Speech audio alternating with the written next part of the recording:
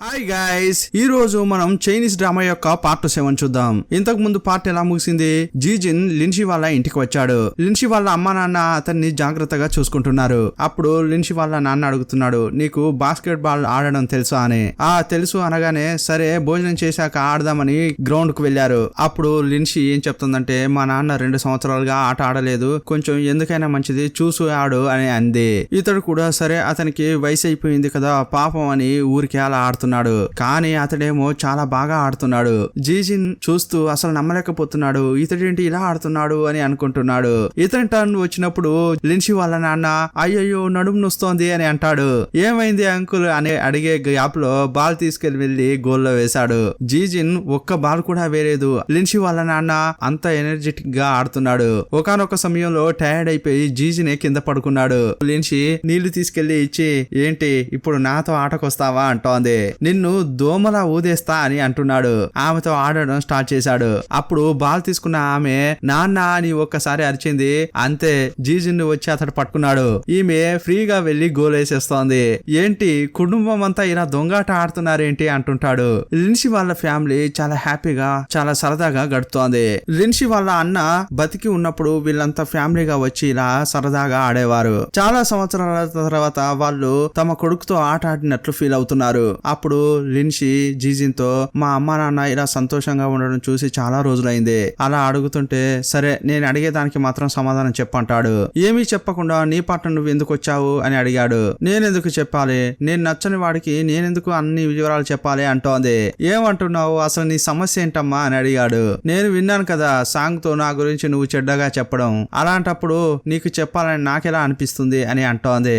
అప్పుడు జీజిన్, ఓ నువ్వు విన్నావా, సగంలో విని వచ్చేస్తే అలాగే ఉంటుంది, మరి నేను ఆ తర్వాత ఏం చెప్పానో అసలు విన్నావా అని అన్నాడు. మొదట అతడు అలాగే చెప్పాడు, కానీ ఆ తర్వాత స్టార్టింగ్ లో ఆమె అలా ఉండేది, కానీ ఆ తర్వాత చాలా మారిపోయింది. ఆమె దయకల్లది, చాలా బాగా చూసుకుంటుంది, చాలా తెలివిగా చదువుతుంది అని ఆ తర్వాత చెప్పాడు. ఆ విషయం అంతా చెప్పగానే ఈమె నోరెళ్ళబెట్టింది. నిజమేనా అంటుంటే, నువ్వు నన్ను నమ్మలేదా అంటుంటాడు. సరే నమ్ముతాను, కానీ నిన్నెందుకు నమ్ముతున్నానో నాకే తెలియట్లేదు అంటోంది. నేను ఇంకొకటి చెప్పాలి, మేబీ ఇది చెప్తే నువ్వు మోసపోయినట్లు అనిపిస్తుందేమో, కానీ అదే నిజం అంటాడు. మీ అన్న యొక్క హార్ట్ నాకే పెట్టారని నువ్వు అనుకుంటున్నట్లున్నావు, కానీ అది నిజం కాదు, ఆ హార్ట్ మా తమ్ముడికి పెట్టారు అని చెప్పాడు. ఆ మాట వినగానే ఈమె షాక్ అయిపోయింది. ఏమీ మాట్లాడకుండా రూమ్ కు వచ్చి పడుకుంది. స్టార్టింగ్ నుంచి అతనితో గడిపిన క్షణాలు గుర్తు చేసుకుంటోంది. వాళ్ళ అన్న హార్ట్ ఇతనికి అమర్చారని ఆమె అతనితో స్నేహంగా ఉండాలని చాలా దగ్గరవడానికి ట్రై చేసింది. కావాలని హక్ చేసుకునేది, అతనితో ఫ్రెండ్షిప్ చేయాలని బానిసలాగా పనిచేసేది. అదంతా తలుచుకుంటున్న కొద్దీ ఈమెకు కొంచెం ఒకలాగా అనిపిస్తోంది. అయ్యయ్యో ఎంత పిచ్చిదాండ్లా ప్రవర్తించాను అనుకుంటోంది. మరుసటి రోజు లిన్షి జీజిన్ తినడం కోసం వచ్చారు. అప్పుడు లిన్షి, తినగానే నువ్వు ఇక్కడ నుంచి వెళ్ళిపో, నేనే రైల్వే స్టేషన్ కు వచ్చి నిన్ను బండెక్కిస్తా అంటోంది. ఎందుకు, ఇప్పుడే కదా వచ్చాను, నేను అప్పుడే ఎందుకు వెళ్ళాలి, నేను కూడా ఇక్కడే ఉంటా అంటున్నాడు. నీకేం లేదు, కానీ నాకు ఇక్కడ ఉంది అంటోంది. అప్పుడు అలా మాట్లాడుతుంటే ఇతడు నవ్వును ఆపుకుంటున్నాడు. నువ్వు నవ్వు, నేనే తప్పుగా అనుకుని నీతో స్నేహం చేయాలని అనుకున్నాను, నీతో ఫ్రెండ్షిప్ చేయాలని ఏదేదో చేశాను, అదంతా తలుచుకుంటుంటే నాకే ఒకలాగా ఉంది ఇలా అంటుంటే, అయితే ఆ హార్ట్ నా దగ్గర ఉందని నువ్వు నాతో ఫ్రెండ్షిప్ చేయాలని అనుకున్నావా, లేదంటే ఫ్రెండ్షిప్ చేయవా అంటున్నాడు. ఒకవేళ ఈ హార్ట్ లిన్కో జిన్కో ఉంటే వాళ్ళతో ఇలాగే ప్రవర్తించేదానివా అంటున్నాడు. ఏం చెప్పాలో ఆమెకు అర్థం కావట్లేదు. అలాగైతే మీ అన్న స్థానంలోనే నన్ను చూసావా అని అడిగాడు. ఈమె సమాధానం చెప్పే లోపే అక్కడికి షియా జిన్ వచ్చేశారు. షియా, ఏంటే చెప్పకుండా వచ్చేసావు అని అంటుంటే, ఊరికే సర్ప్రైజ్ చేయాలనే అని అంటున్నారు. అప్పుడు జిన్ అతన్ని చూస్తూ, ఏరా మమ్మల్ని వదిలేసి నువ్వు మాత్రం ఒంటరిగా వచ్చేసావా, ఎందుకు అలా అని అడుగుతున్నాడు. అప్పుడు లిన్షి, అతడు కూడా ఇప్పుడే బయలుదేరుతున్నాడు అని అంటోంది. ఏంటి లిన్షి, మేము ఇప్పుడే వచ్చాం, ఒక్కరోజైనా ఉండిపోతాం అని అంటున్నాడు. లిన్షిన్ వెళ్దామని ఎలా చెప్పగలదు. ఇలాంటి టైంలో జీజిన్ చూస్తూ, ఏం చేసేది, ఇప్పుడు నేను ఉండాల్సిన సమయం వచ్చింది, ఇక నేను ఉండే తీరాలి కదా అని నవ్వుతున్నాడు. ఆ తర్వాత నలుగురు కలిసి ఊరంతా తిరుగుతున్నారు. లిన్షి షియాకు జరిగిందంతా చెప్తోంది. ఇప్పుడు షియా ఏమంటుందంటే, నిన్ను చూస్తుంటే నాకు పాపం అనిపించట్లేదు, కానీ ఇదంతా ఏమీ తెలియకుండా జీజిన్ నీతో నిజంగానే ఫ్రెండ్షిప్ చేయాలని అనుకున్నాడు కదా, అతడి పరిస్థితే పాపం అంటోంది. ఇప్పుడు లిన్షి కొంచెం ఫీల్ అవుతోంది. అప్పుడు జీజిన్ దగ్గరికి వచ్చి మాట్లాడుతోంది. మా అన్న హార్ట్ నీ దగ్గర లేదని తెలిస్తే నేను అక్కడికి వచ్చి ఉండేదాన్ని కాదు, నీతో మాట్లాడేదాన్ని కూడా కాదు. మా అన్న నా పక్కన ఉన్న ఫీలింగ్ లో నేను నిన్ను చూసి ఉండకపోయేదాన్ని. ఇది నిజమైన ఫ్రెండ్షిప్ ఏంటో అనేది నాకు తెలియదు. నువ్వు అడిగావు కదా లిన్ జిన్ కు ఎవరికి గుండె అమర్చినా కూడా వాళ్ళతో నువ్వు ఇలా మెలిగేదానివా అని. అవును, నేను తప్పకుండా అలాగే మెరిగేదాన్ని అనిపిస్తోంది. మన ఇద్దరి మధ్య జరిగిందంతా ఏమీ జరగలేదని అనుకో. పాత విషయాలన్నీ గుర్తు పెట్టుకోకు అంటోంది. అప్పుడు జీజిన్, నువ్వు చెప్పినట్లు నేను పాత విషయాలన్నీ మర్చిపోతాను. మీ అన్న ఈ ఆటను నాకు పెట్టిన జీజిన్ లాగా నేను మాట్లాడట్లేదు. నేను కొత్తగా ఎవరే తెలియని ఒక జీజిన్ లాగా అనుకో. ఈ జీజిన్ నీతో ఫ్రెండ్షిప్ చేయాలని అనుకుంటున్నాడు. ఏం చెప్తావు? హాయ్ లిన్సీ, నా పేరు జీజిన్ అని చేయి చాపాడు. ఫస్ట్ నుండి ఫ్రెష్ గా స్టార్ట్ చేద్దామని చేయి ఇచ్చాడు. అప్పుడు ఆమెకు కూడా కొంచెం గిల్టీగానే అనిపిస్తోంది. ఫ్రెండ్షిప్ కు ఓకే చెప్పినట్లు ఆమె కూడా చేయి ఇచ్చింది. మళ్ళీ ఇద్దరు ఫ్రెండ్స్ అయ్యారు. నెక్స్ట్ సెలవులన్నీ అయిపోయి స్కూల్ కు వచ్చారు. లిన్సీ ఏమనుకుందో ఏమో ప్లేస్ మార్చి కూర్చుంది. ఆమె షియా పక్కన వెళ్లి కూర్చుంది. జీజిన్ కు ఇదంతా ఒకలాగా ఉంది. అప్పుడు అంతా మాట్లాడుకుంటున్నారు. జీజిన్ కు లిన్సీకి మధ్య ఏదో గొడవ ఉన్నట్లుంది. అందుకే వాళ్ళు విడివిడిగా కూర్చున్నారు అని మాట్లాడుకుంటున్నారు. అప్పుడు లిన్సీకి వినబడినట్లుంది. ఇక చాలు మీరు మాట్లాడుకున్నది, సైలెంట్ గా కూర్చోండిరా అంటోంది. నెక్స్ట్ లిన్ ఫ్రెండ్ క్లాస్ లోపలికి వచ్చాడు. లిన్సీ నువ్వు ఒకసారి వచ్చి లిన్ చూడు అని అంటుంటాడు. అతడు ఎగ్జామ్ లో ఫెయిల్ అయ్యాడు. నెక్స్ట్ ఇయర్ కూడా అతన్ని అదే క్లాస్ లో చదివిస్తారట. దానికి సంబంధించి మాట్లాడుతున్నారు. అందువల్ల వాడు ఏడ్చి వాని ముఖమే వాచిపోయింది అని చెప్తున్నాడు. అయ్యో పాపం అని లిన్ను చూడ్డానికి ఆమె వెళ్తోంది. అప్పుడు జీజిన్, ఇప్పుడు ఈమె ఎందుకు వెళ్తోంది అని ఆమె వెనకే వెళ్తున్నాడు. అదే టైంలో సాంగ్ నుంచి జీజిన్ కి కాల్ వచ్చింది. ఇంకోవైపు లిన్ను చూపించారు. అతడు కళ్ళల్లో మందు పోసుకొని కన్నీళ్లు వస్తున్నట్లు నటిస్తుంటాడు. లిన్సీ వస్తోందని తెలియగానే వెళ్లి ఒక పొజిషన్ లో నిలబడ్డాడు. అతని పక్కగా వచ్చిన లిన్సీ, ఏంటి ఏదో ఏడ్చావట అని అంటోంది. వద్దు లిన్సీ, నన్ను ఒంటరిగా వదిలే అని డ్రామాలు ఆడుతున్నాడు. సరే ఓకే అని ఆమె వెళ్ళిపోతోంది. అయ్యయ్యో ఇంత దూరం వచ్చి అడగకుండా వెళ్తున్నావేంటి అని పిలుస్తున్నాడు. సరే చెప్పు ఏంటి విషయం అని అడిగింది. నెక్స్ట్ ఇయర్ కూడా నేను ఇదే క్లాస్ లో చదవాలట. అదెంత కష్టం నువ్వే చెప్పు అని అన్నాడు. అది కూడా కరెక్టే, ఎందుకంటే నీకొచ్చిన మార్కులకు ఇంకా 2 సంవత్సరాలు నువ్వు ఇక్కడ చదవాల్సి ఉంటుంది. ఇది మంచి విషయమే, నువ్వు ఇందులోనే చదువు అంటోంది. అప్పుడు అతడు బాగా ఆలోచించి, ఏంటి లిన్సీ అలా మాట్లాడుతున్నావు? నువ్వు గాని నాకు కొంచెం ట్యూషన్ చెప్పావంటే నేను బాగా చదువుతాను కదా అంటున్నాడు. నాకు మంచి మార్కులు వస్తే సార్ నన్ను మళ్ళీ ఇందులోనే చదవమని చెప్పాడు కదా, అందువల్ల నువ్వే నాకు హెల్ప్ చేయాలి అంటున్నాడు. నీకొచ్చిన మార్కులు చూస్తే ఇది చాలా కష్టం అని అంటోంది. ప్లీజ్ లిన్సీ, పెద్ద మనసు చేసుకుని నన్ను కాపాడమ్మా అంటుంటాడు. సరే నువ్వు ఫ్రెండ్ అయిపోయావు, నేను కొంచెం ఆలోచించి చెప్తా అంటుంది. సరే లిన్సీ, నైట్ నిన్ను మీట్ అవుతాను ఓకే కదా అంటుంటాడు. సీన్ కట్ చేసి జీజిన్ చూపించారు. సాంగ్ ను చూడ్డానికి వచ్చాడు. అప్పుడు ఆమె నిన్ను చూసి సారీ అడుగుదామని వచ్చా అంటుంది. ఎందుకు ఏమైంది అని అంటుంటే, లేదు నేను చెప్పిన విషయం వల్ల నీకు లిన్సీకి గొడవైంది అని విన్నాను. నేను కావాలని అలా చేయలేదంటోంది. చాచా అలా ఏం లేదు, మేం మాట్లాడుకుని క్లియర్ చేసుకున్నాం అంటుంటాడు. సరే అయితే నేను రేపే అబ్రాడ్ వెళ్తున్నాను, అది కూడా చెప్పాలని వచ్చా అంటుంది. ఇప్పుడు లేచింది. లేచేటప్పుడు అతనికే తెలిసిపోతోంది ఆమె కంట నీరు పెట్టుకుంటోందని. సాంగ్ అని ఒక్కసారి పిలిచాడు. ఆమె కూడా తిరిగి చూసింది. నిన్ను నువ్వు బాగా చూసుకో సాంగ్, అనవసరంగా ఏది ఆలోచించకు. ఇలా అతను మాట్లాడుతుంటే, ఎప్పటి నుంచి నువ్వు ఇలా మాట్లాడడం స్టార్ట్ చేసావు అంటుంది.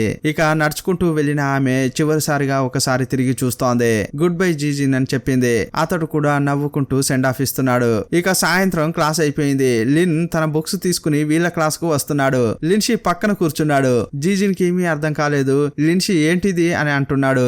ఏంటయ్యా నీకు తెలియదా? లిన్సీ నాకు క్లాస్ చెప్తోంది, మేము గ్రూప్ స్టడీ చేయబోతున్నాం, అందువల్ల నువ్వు వెళ్ళిపో అంటున్నాడు. నేను అలా ఏం వెళ్ళను, లిన్సీ నీ కోసం వెయిట్ చేస్తాను, ఇద్దరం కలిసి వెళ్దాం ఇంటికి అంటుంటాడు. అరే ఏంటయ్యా నీకు ఈ విషయం తెలియనట్లే మాట్లాడుతున్నావు? ఆమె మీ ఇంటి నుంచి హాస్టల్ కు మూవ్ అయింది, అది కూడా నీకు తెలియదా అని అంటుంటాడు. జీజిన్ షాక్ అయిపోయి ఆమెను చూస్తున్నాడు. అవును, ఒక సెమిస్టర్ కోసమే నేను మీ ఇంట్లో ఉంటానని చెప్పాను, అది ఇప్పుడు అయిపోయింది కదా, హాస్టల్లో రూమ్ ఉందని చెప్పారు, అందువల్లే వచ్చేసా అంటుంది. మా అమ్మకు తెలుసా అని అడిగాడు. తెలుసు, ఆంటీని లగేజ్ తీసుకొచ్చి ఇచ్చింది అని చెప్తోంది. ఓహో అది వేరేనా అని అతనికి చాలా కోపం వచ్చింది.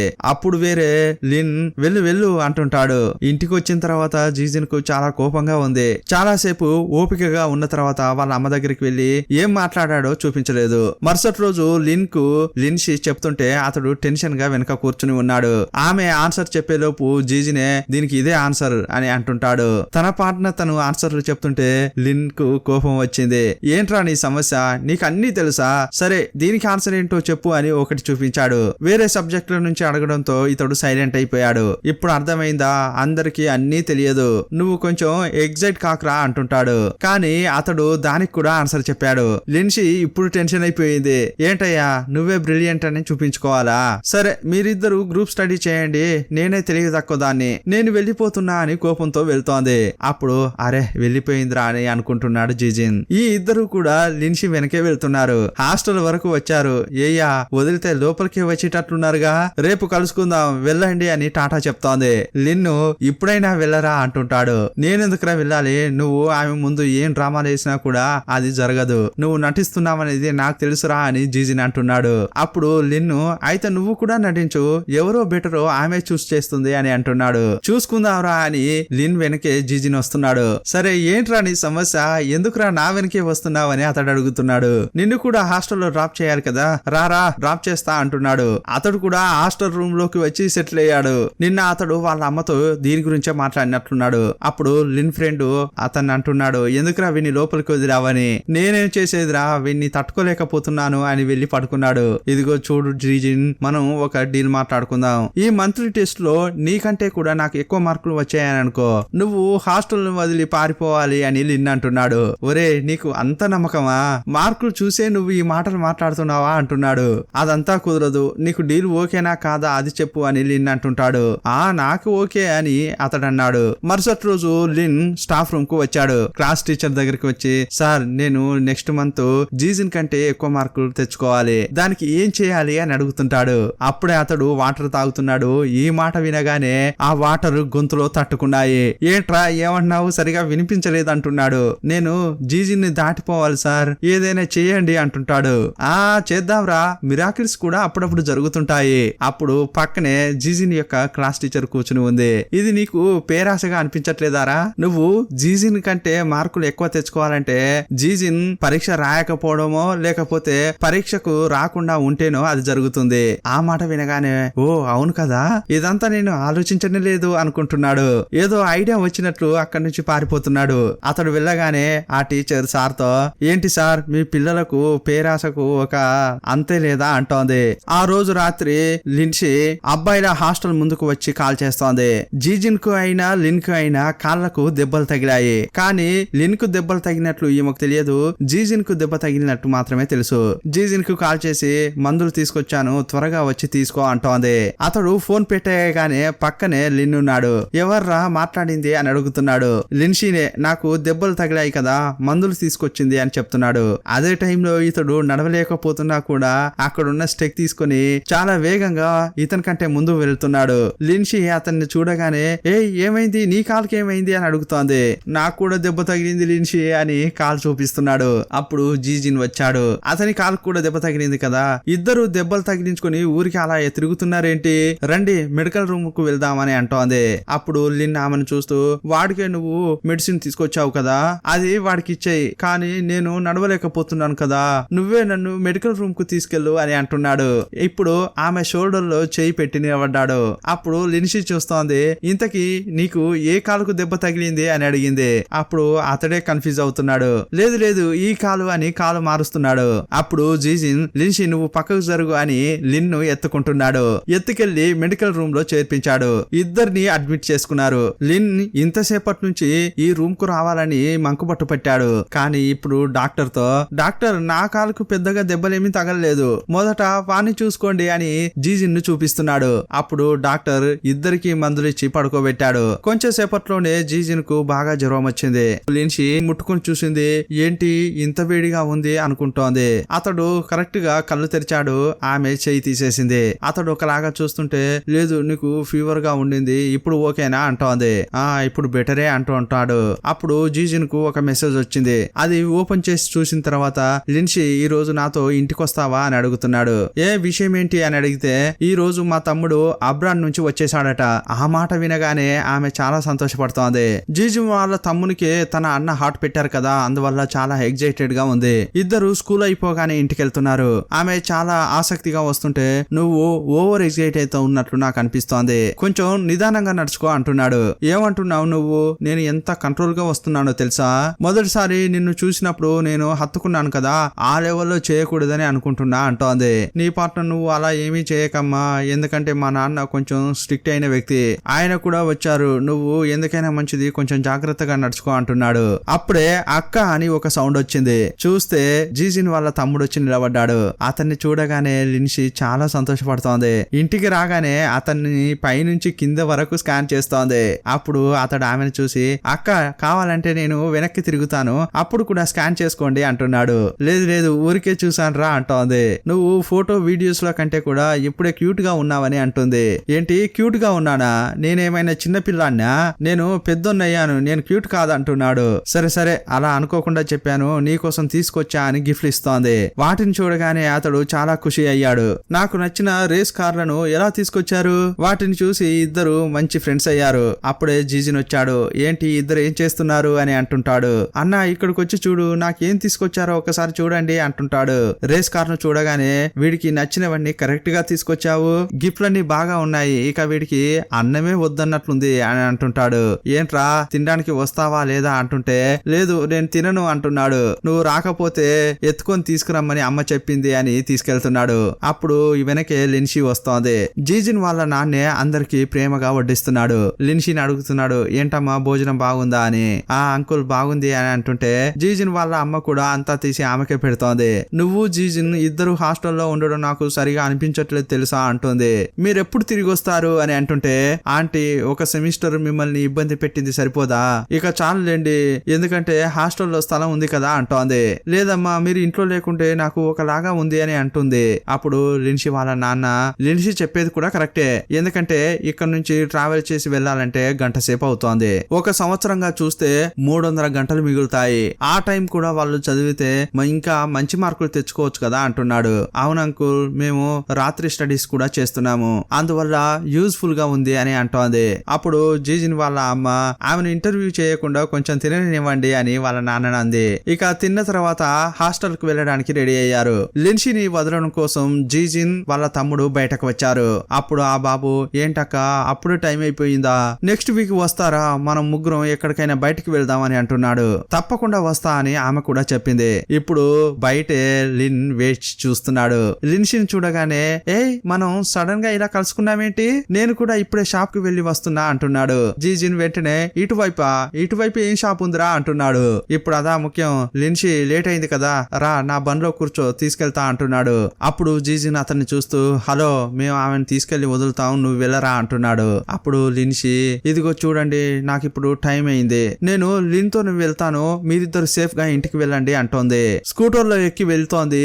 జీజిన్ ముఖమే మారిపోయింది. ఆమె వెళ్లిపోయిన తర్వాత ఈ చిన్న బాబు, అన్న మీరు ఒక బైక్ కొనాల్సిన టైం వచ్చిందని అనుకుంటా, అలా అంటుంటే, సమస్య స్కూటర్ లో లేదురా అని జీజిన్ అంటున్నాడు. అర్థమైందన్నా నాకు అని అన్నను హక్ చేసుకుంటున్నాడు. ఏమర్థమైందిరా అని అంటుంటే, సమస్య బైక్ లో లేదు, అతడు నీకంటే కూడా హ్యాండ్సమ్ గా ఉన్నాడు కదా, అదే సమస్య అంటుంటాడు. రేయ్ నువ్వు నా తమ్ముడివే కదా, వాణ్ణి హ్యాండ్సమ్ అంటున్నావేంట్రా అంటుంటాడు. అతని చెవి మేలేసి లోపలికి తీసుకెళ్తున్నాడు. ఇంతటితో ఈ పార్ట్ ముగుస్తుంది. మరో పార్ట్ లో మళ్ళీ కలుసుకుందాం. అప్పటి వరకు బాయ్ బాయ్.